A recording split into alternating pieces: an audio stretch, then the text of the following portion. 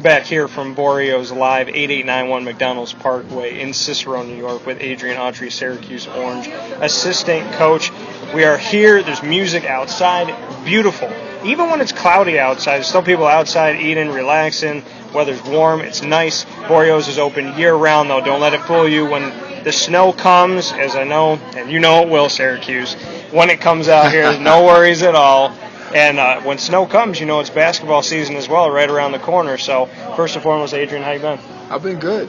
Just enjoying the summer. Just got off the recruiting trail. The month of July is one of our busy months. Yeah. So settling down and getting ready to get back after it, get ready to prepare for these guys for the season. I know you can't talk specifically about names, but how was the trail? How'd it go for you? The trail was really good. Okay. Really good. I was pleased with the trail. So it was good.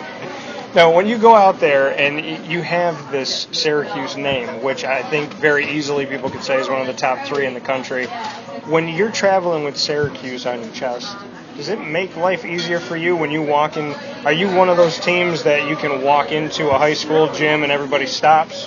Or is it a little bit different? I mean, from my perspective, I would think when Syracuse walks in, it's a different world.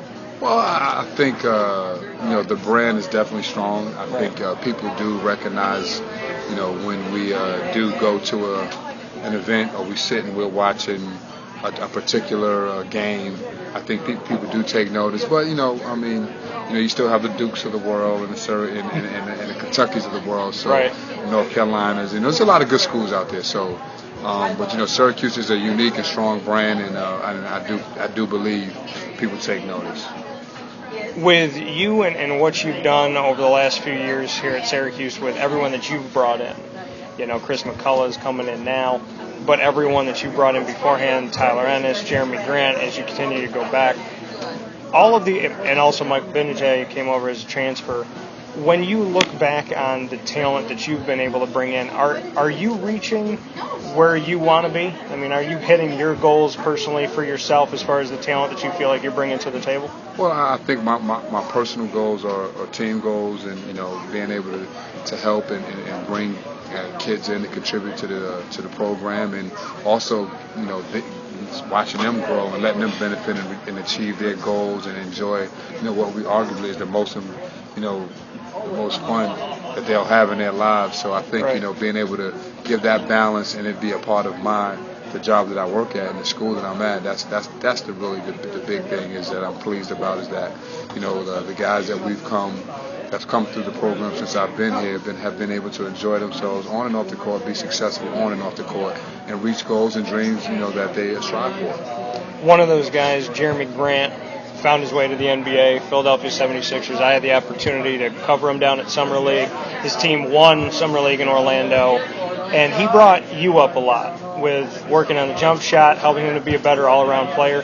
What can you say from when Jeremy got to you and you first met him on the recruiting trail to how he left Syracuse? How would you say he evolved? I mean, I think he evolved a lot. He was a worker.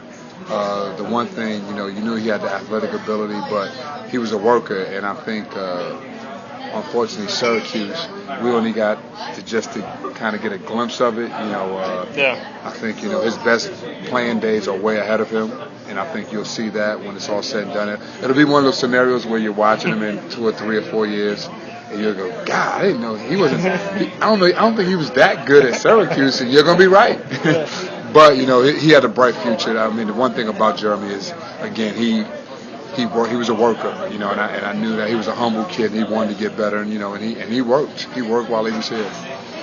When you say that there's more to come, which I definitely agree with, I think Syracuse fans selfishly wanted him to stay to watch this evolution. I feel like there would have been a big jump this season. What are the biggest things that you think we're going to see in the future from him? I think you'll see him get stronger.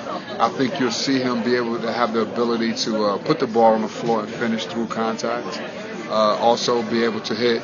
I don't know if he'll ever be a three-point shooter, but I think he'll be able to, eventually knock down that mid-range shot, and I think he'll start to make those plays that we were accustomed to seeing here at that level.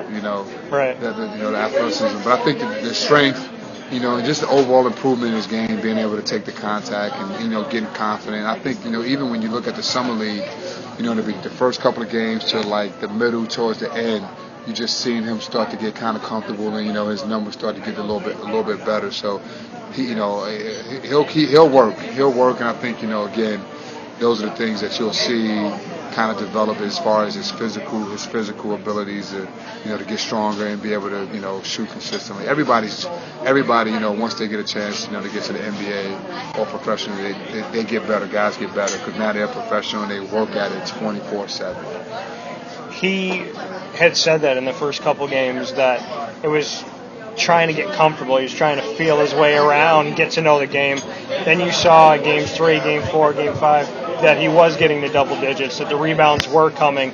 Is that what you expected of him, that he was going to kind of feel it out a little bit? Because it seemed like at Syracuse, he got on the court, he would feel it out, get a little bit comfortable, but not quite, and then all of a sudden he would have those really good games. So were you surprised that it kind of happened like that in Summer League too? No, not really. I think, for all the rookies, besides a handful of them, I mean, it's a different basketball game. College and NBA is different. In NBA, the spacing with the rules and things like that, the way they call, the way you have to, defend, those things are different. Timing is a lot. The game is a lot quicker. Possessions, a lot of possessions. So, it takes an adjustment to get to. So, I mean, I think, it was pretty good, but the way he bounced back from the first two or three games, that was really good to see.